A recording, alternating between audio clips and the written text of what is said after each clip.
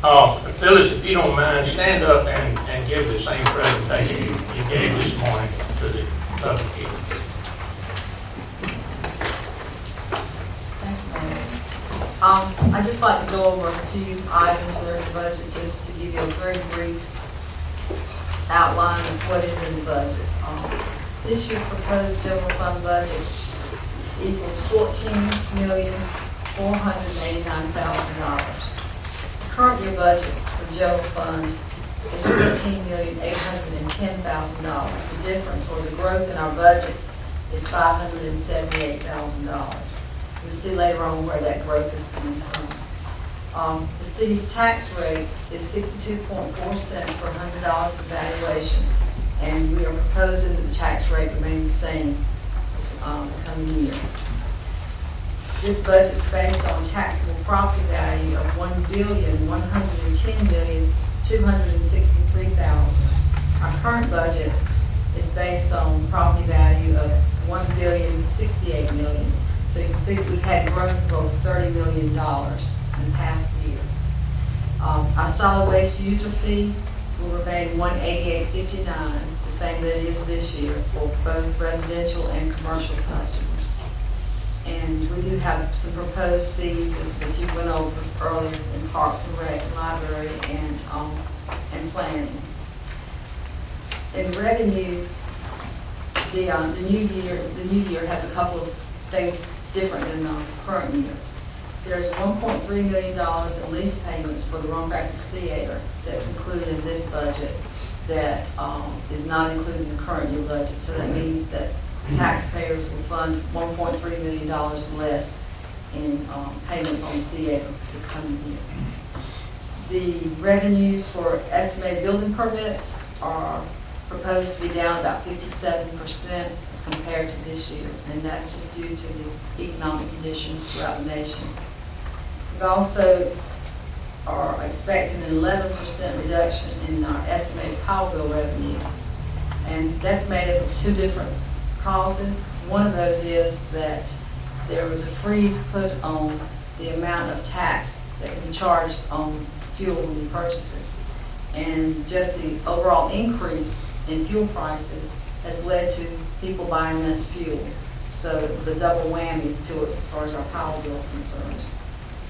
In expenditures, we're funding positions at the same level that we funded on March 15, 2009, which is after City Council made their reductions in force.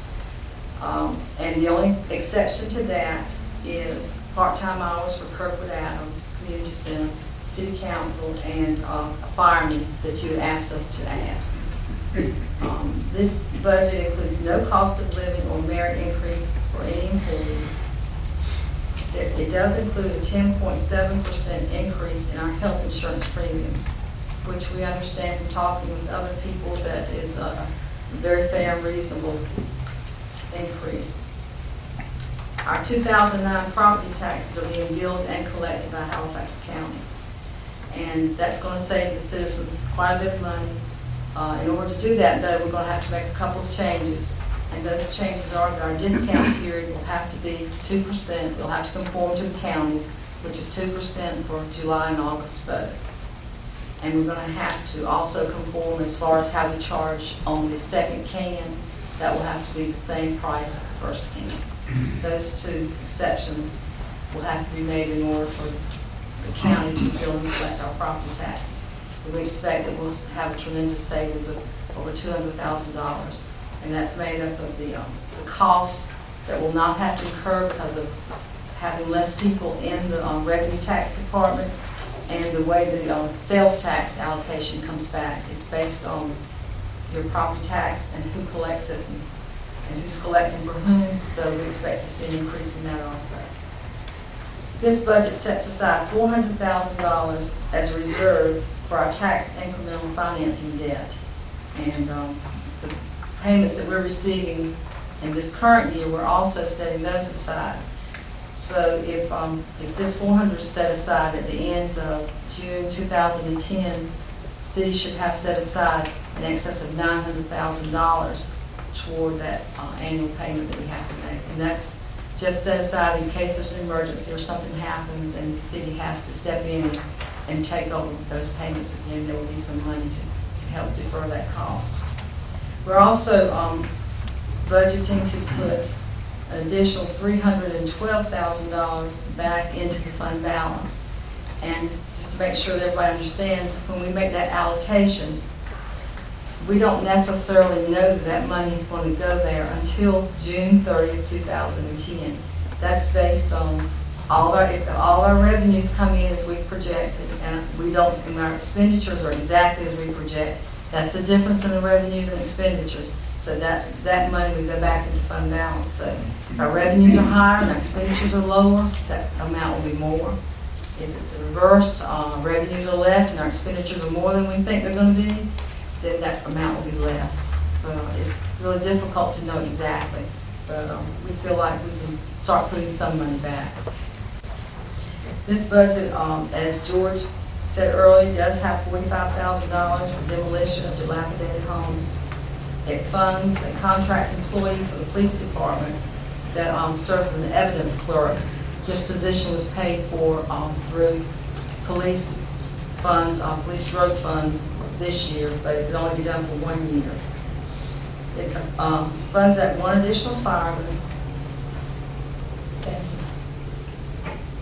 you. It funds the one additional fireman the city council asked us to include in the budget last spring, and it also is including the firemen that you hired last spring. So since January of 2009, we will have increased the total firemen by two positions. The budget does also for the fire department, it puts money in there for turnout gear, which is something we've not been able to do for some time.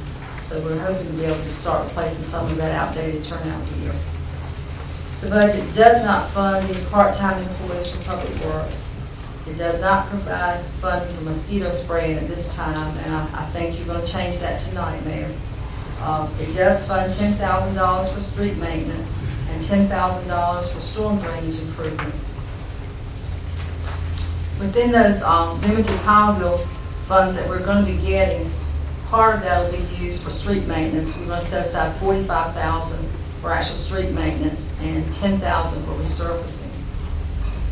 The budget provides $20,000 to purchase rollout trash carts. We have a lot of requests for people whose carts, due to age, need to be replaced, and we usually don't have enough to make all the replacements that we need to make, so we're going to purchase some carts.